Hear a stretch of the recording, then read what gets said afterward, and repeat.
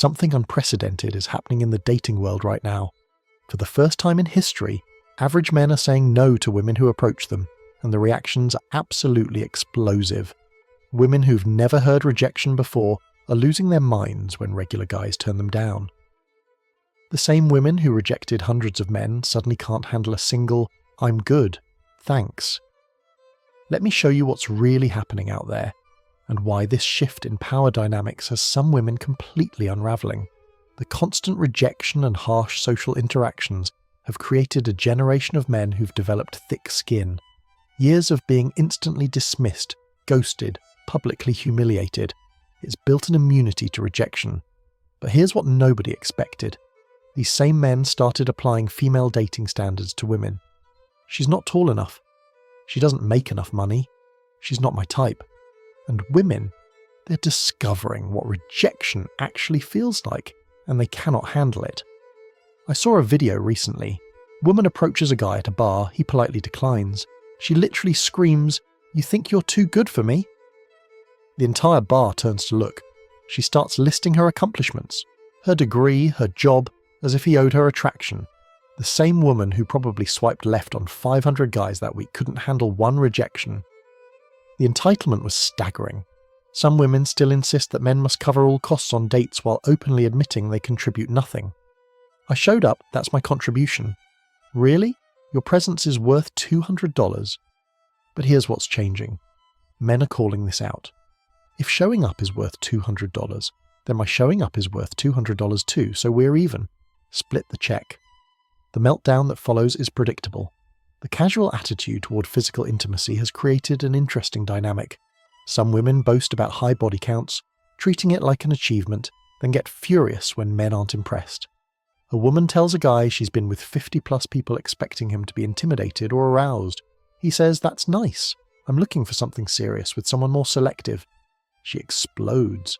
How dare he have standards about her past? The emotional inconsistency and validation-seeking behaviour becomes obvious when men refuse to play along.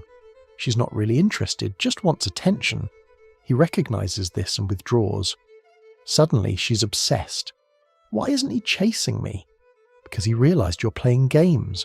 But when he continues to refuse engagement, some women literally cannot process it.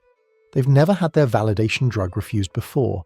The height obsession and unrealistic standards get flipped sometimes, and the reactions are telling. A 5'2" woman demands a 6'4" man. A 6'4" man says, "Sorry, I only date women over 5'8". She loses it.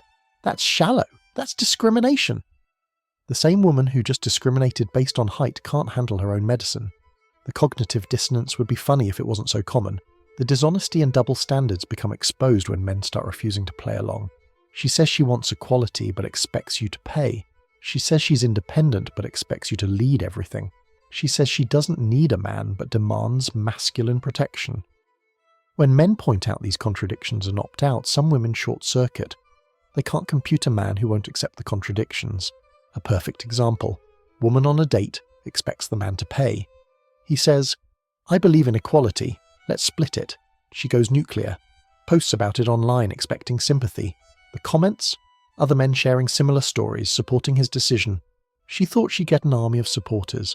Instead, she got a reality check that the tide has turned. The debate around equal financial contribution reveals something interesting. Some women will argue passionately online about being strong and independent, then expect traditional treatment in dating. Men are now calling this out directly. Are you traditional or modern? Pick one. The explosion that follows usually involves accusations of misogyny, but it's really about consistency. Men are increasingly talking about marriage and divorce risk openly. They're sharing statistics, stories, experiences, and when women hear men say, "I'm never getting married without a prenup," or "marriage is a bad deal for men," some absolutely lose it. You're planning to leave. No, we're acknowledging reality.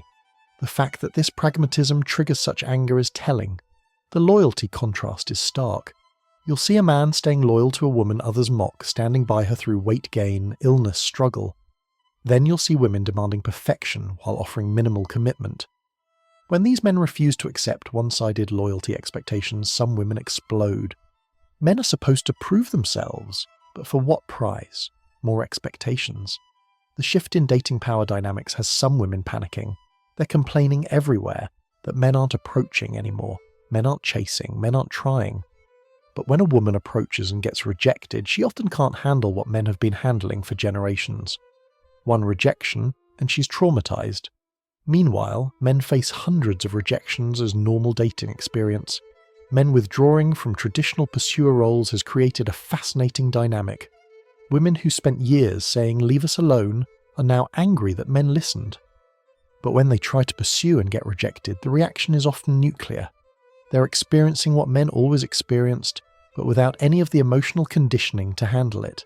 Some women use clothing strategically to attract attention, then explode when the wrong men approach or the right men don't. Dress provocatively, get attention from average men. Creeps. Dress provocatively, get ignored by high-value men. Are men even visual anymore?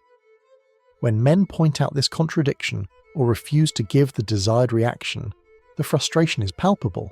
The leadership versus dependence dynamic is causing meltdowns. Women with chaotic histories, bad habits, or entitled attitudes expect successful men to rescue them. When these men say, "I'm looking for an equal partner, not a project," the reaction is often explosive. "You can't handle a strong woman." No, we can't handle a weak woman calling herself strong. Both genders fear being used, but some women can't handle when men protect themselves from it. He doesn't want to pay for dates without connection. He's cheap. He wants to verify her interest before investing. He's insecure. He refuses to be an emotional tampon or free meal ticket. He's not a real man. The anger when men establish boundaries is revealing. The social awkwardness of many men gets mocked relentlessly by some women, but when these same women approach men and freeze up, stutter, or get rejected, suddenly it's tragic. The double standard is obvious. Male awkwardness is creepy, female awkwardness is cute. Until men start treating awkward female approaches the way women treat awkward male approaches, then it's a crisis. Deception in relationships is being called out more directly. When men discover evidence of cheating, lying, or manipulation, and immediately leave, some women explode. "You should have talked to me." Why? So you could lie more? The anger when men refuse to tolerate deception anymore is intense. They're used to tears and apologies working. When they don't, meltdown. The unrealistic partner requirements get challenged now. A woman with average looks, average income, and 3 kids demands a 6-figure earner with no kids who'll raise hers. When men say, "What do you bring that matches what you're asking?" the explosion is predictable. "I'm a queen! I know my worth!" But worth is determined by the market, not self-declaration. Here's a real example I witnessed. Woman approaches a guy at the gym. He politely says he's focused on training. She persists. He firmly says no. She starts raising her voice. "You're probably gay." The same woman who'd call a man fragile for not handling rejection is having a public meltdown over one polite "no thanks." The projection is incredible. Some women have been so insulated from rejection that one no causes an identity crisis. Their entire self-worth is built on male validation. When that validation is refused, they don't know who they are. The explosion isn't really anger, it's existential panic. Who am I if men don't want me? The friend group dynamics are hilarious. Woman gets rejected, tells her friends expecting support. But increasingly, even other women are saying, "Well, what did you expect? You've rejected hundreds of guys." The sisterhood solidarity is breaking down as reality becomes undeniable. When even your girlfriends won't validate your tantrum, you know things have shifted. Social media meltdowns are becoming common. Woman posts about being rejected, expecting sympathy and validation. Instead, men in the comments share their rejection stories. "I've been rejected 500 times, you'll survive 1. The anger at men not providing emotional support for their rejection trauma is peak entitlement. The expectations versus reality gap is causing breakdowns. Some women expect movie-style romance while offering sitcom-level effort. When men refuse to provide romantic comedy treatment for documentary-level investment, explosions follow. Men don't court anymore, because courtship required appreciation, not entitlement. I counselled a man who rejected a woman's advance at work. She complained to HR that he was creating a hostile environment by rejecting her. The same workplace where men can't even look at women without harassment concerns. She literally tried to weaponize HR because her ego couldn't handle rejection. The "Where have all the good men gone" articles are multiplying, but men are responding differently now. "We're right here. We just said no to you." The rage this creates is extraordinary. How dare men suggest they're the ones being selective? How dare men imply women aren't automatically the prize? Some women are discovering what men always knew: rejection hurts. But instead of developing resilience, they're demanding the world change. Men should be required to be nice when rejecting women. You mean like how women are nice when they ghost, mock, or publicly humiliate men who approach them? The approaching dynamics have completely flipped in some spaces. Men who've been rejected hundreds of times have developed immunity. Women who've never been rejected once have no defense mechanisms. One no can trigger a complete meltdown. The emotional fragility is staggering. Dating apps are showing this clearly. Women who spent years swiping left on 99% of men are now getting left swiped themselves. Their profiles become increasingly angry. If you're not 6 feet, swipe left.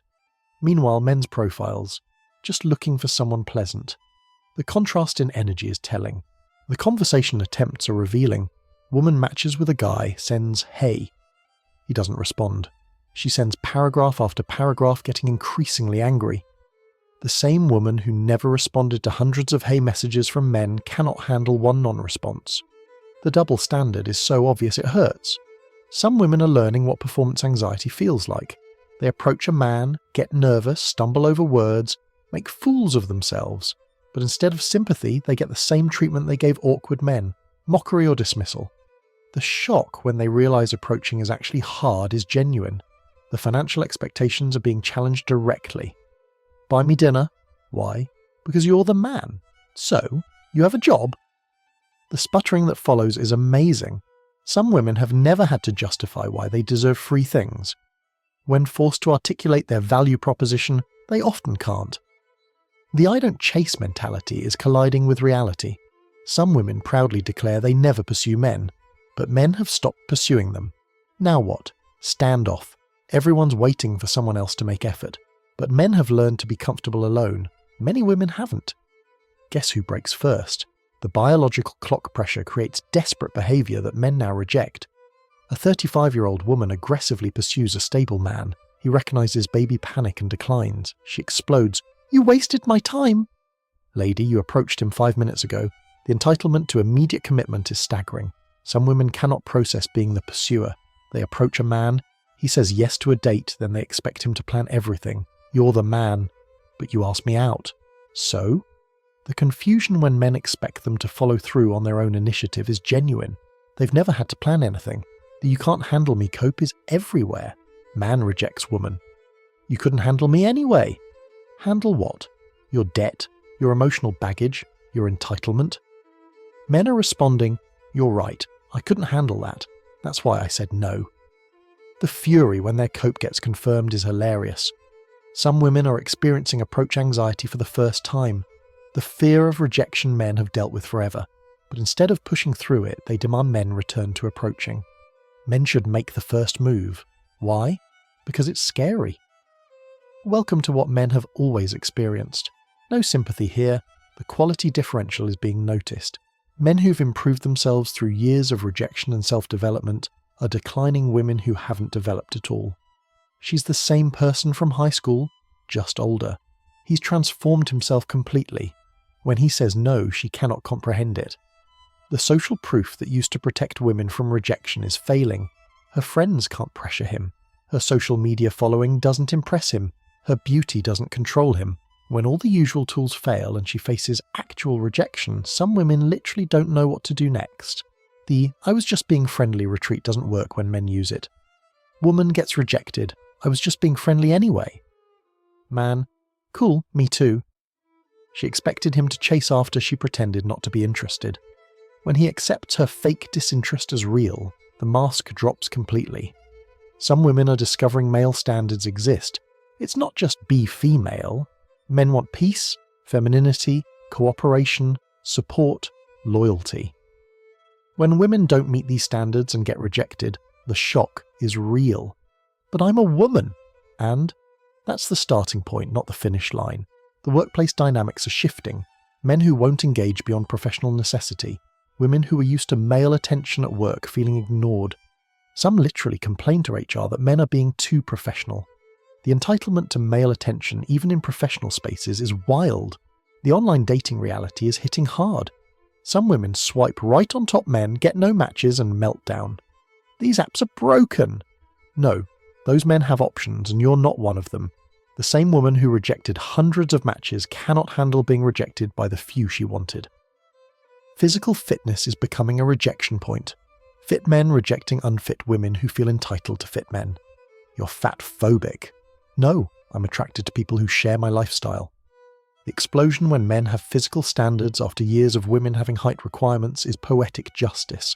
Some women cannot handle men having preferences. He prefers long hair, sexist. He prefers feminine women, misogynist. He prefers low body count, insecure. But her 73-point checklist for men, that's just knowing what she wants. When men mirror female selectiveness, some women completely melt down. The confidence gap is real. Men who've been rejected hundreds of times versus women who've never been rejected once. When they clash, she expects him to crumble at her attention. When he doesn't, when he treats her approach like she treated hundreds of male approaches, she cannot process it. The all men want me delusion is crashing into reality. Some women genuinely believed every man wanted them. The ones who didn't approach were just intimidated. Then she approaches and gets rejected. The worldview collapse that follows is spectacular. Not all men want you. Most men don't even notice you. The emotional manipulation that used to work is failing. Tears don't generate sympathy. Anger doesn't create fear. Drama doesn't draw attention. Men who've seen it all before just walk away. When manipulation fails, some women don't have any other tools. The explosion is just frustrated helplessness. Some women are learning that male attention was never about them personally. It was about male thirst meeting female availability. Now that men are less thirsty and more selective, women who thought they were special are discovering they were just there. The identity crisis this causes is severe. The "you're gay" accusation when rejected is becoming a joke. Men now respond, "If not wanting you makes me gay, then I'm gay." The fury when their last-ditch insult doesn't land is entertaining. Some women cannot accept that a straight man just doesn't want them specifically. The social dynamics are shifting so fast some women can't adapt. The rules they learned no longer apply, the power they had evaporated, the entitlement they felt is being challenged. When they explode, it's not really about the specific rejection, it's about their entire worldview collapsing. Men who refuse desperate women are being called selfish. She chose you! So, that doesn't create obligation. The idea that male consent matters, that men can say no, that men have standards, some women literally cannot process this. Their explosion is confusion dressed as anger. The final stage is bargaining. After explosion comes desperation. What do I have to do? The same women who wouldn't give average men a chance are now begging average men for a chance. But these men remember. They remember the mockery, the rejection, the humiliation, and they're saying no. Some women are experiencing what men call character development. Rejection leads to self-reflection, leads to improvement, but others just explode, blame everyone else, and learn nothing. The difference between these two groups will determine their futures. The "men ain't shit" chorus is getting louder as more men refuse to play. But men aren't listening anymore. They're too busy building their lives, pursuing their goals, enjoying their peace. The explosions are happening, but men are walking away from the blast zone. Dating coaches are scrambling. The advice that worked for women 5 years ago is useless now. Just show up and be pretty doesn't work when men want more. Some coaches are adapting, teaching women actual relationship skills. Others are doubling down on entitlement. Guess which approach causes more explosions? The generational divide is stark. Older women who locked down husbands before the shift can't understand why younger women are struggling. Just be nice. But younger women don't know how. They were taught that being nice was oppression. Now niceness is required and they're exploding instead of adapting. Some women are pretending they're choosing to be single to avoid admitting they're being rejected. I'm focusing on myself. But their social media meltdowns tell different stories. The cope is transparent. Men aren't fooled. And when men point this out, explosive denial follows. The marriage statistics are causing panic. Women seeing their friends hit 35, 40, 45 unmarried. The explosion isn't at men who rejected them. It's at reality itself. The plan was to have fun until 30, then settle down. But the men they rejected at 25 aren't available at 35. Some women are learning what performance pressure feels like, having to be interesting, having to earn attention, having to prove value. The explosion when they realise pretty isn't enough anymore is significant. But I'm beautiful. And what else? The silence followed by rage is predictable. The friend zone perspective has flipped. Women who kept orbiters for validation are finding their orbiters have options now. When the backup plan refuses to be plan B, when the safety net walks away, the explosion is inevitable. But you always liked me. Yeah, past tense. I moved on. Some women cannot accept that male indifference is real. Not hatred, not fear. Just indifference. They're not important enough to hate. They're not threatening enough to fear. They're just irrelevant. This creates an existential crisis that manifests as explosive anger. The sexual frustration aspect is creating comedy gold. Some women who treated sex as a reward system are finding men who don't care. I might sleep with you if you're good. I'm good without it, thanks. The confusion when sex doesn't equal control anymore is genuine. They literally don't understand how to interact with men who aren't thirsty. The humour mixed with sexual frustration creates bizarre situations. A woman hints at physical intimacy expecting a man to jump through hoops. He laughs and says he's not interested in auditions. She explodes. You must be gay. No, he just values his peace more than potential sex. This concept breaks some women's entire worldview, a man choosing peace over access to her body. The strategic use of intimacy as currency is failing because men have recognised the game. Buy me dinner first. For what? To see if there's chemistry. We can determine that over coffee. The explosion when transactional intimacy gets called out is predictable. Some women never developed any other way to interact with men beyond dangling the possibility of sex. The social awkwardness goes deeper than just approach anxiety. Some women literally don't know how to have a conversation without the safety net of male pursuit. When they have to carry a conversation, show personality, be engaging, they freeze. Then they explode at the man for not making it easy. You wanted equality? This is equality. You have to perform too. The deception strategies are evolving and failing simultaneously. Filters on photos, lies about age, hiding children, pretending interests, all get exposed eventually. But now men are walking away immediately upon discovery. No second chances. The explosion when deception doesn't get forgiven anymore is intense. Everyone enhances their profile. Maybe, but not everyone has to accept it. The clothing strategy backfire is particularly interesting. We're revealing clothes to attract high-value men, but those men see it as a red flag. Conservative men want conservative dress. Players don't commit to women who dress for attention.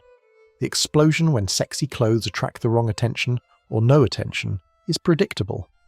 Here's what's really happening. The entire dating marketplace has shifted and some women are still playing by 2010 rules in 2024. Men have adapted, evolved, learned. They've built themselves up through rejection, failure, improvement.